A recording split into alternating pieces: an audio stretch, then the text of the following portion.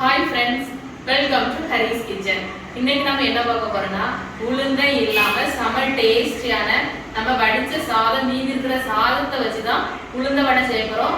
வாங்க வீடியோக்குள்ள போகலாம். வீடியோ பார்க்கிறதுக்கு முன்னாடி நம்ம சேனலை சப்ஸ்கிரைப் பண்ணாதவங்க பண்ணி பக்கத்துல இருக்கிற பெல் பட்டனை கிளிக் பண்ணி ஆல் கொடுத்துக்கோங்க.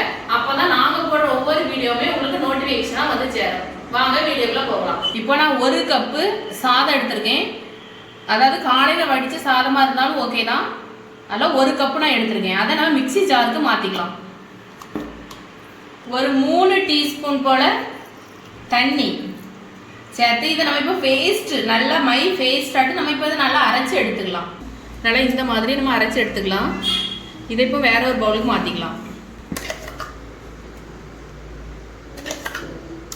நம்ம வேற ஒரு பவுலுக்கு மாற்றியாச்சு.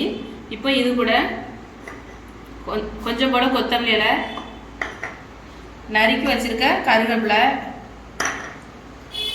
ஒரு வெங்காயம் நல்லா குட்டியாக கட் பண்ணி வச்சிருக்கேன், அதையும் சேர்த்துக்கலாம். காரத்துக்கு ஏற்ப பச்சை மிளகாய் சேர்த்துக்கலாம். தேவையான உப்பு.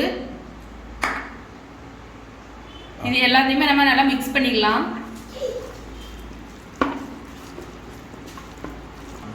இப்போ நம்மளுக்கு வடை சேஃப்க்கு தட்டை வராது, அதனால நம்ம கூட பச்சரிசி மாவு சேர்த்துக்கலாம். பச்சரிசி மாவு வந்து அளவு கிடையாது, அந்த வடை தட்டி எடுக்கிற அளவுக்கு தேவைக்கு நம்ம கொஞ்சம் கொஞ்சமாக தட்டி மிக்ஸ் பண்ணி எடுத்துக்கலாம். நல்லா மிக்ஸ் பண்ணி எடுத்துக்கலாம். உங்களுக்கு வந்து உப்பு வந்து சாதத்தில் போட்டிருந்தீங்கன்னா உப்புலாம் பார்த்து சேர்த்துக்காங்க. இந்த மாதிரி உருட்டிட்டு இப்படி கையில் வச்சு இப்படி ஒரு ப்ரெஷ் பண்ணால் காணும் வாட்டர் க்ளீனாக விழுந்துடும். அப்படியே நம்ம எண்ணெயில் போட்ட வேண்டியதான்.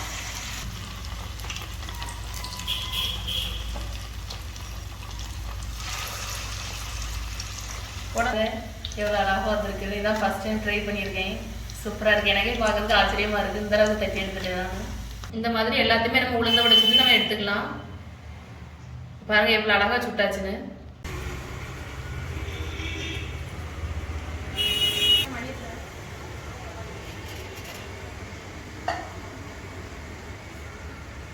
பாருங்கள் எவ்வளோ அழகாக நம்ம வடை செஞ்சு முடிச்சாச்சு. எவ்வளோ டேஸ்ட்டாக இருக்குது தெரியுமா? உளுந்தில் கூட அந்தளவுக்கு டேஸ்ட்டாக வராது.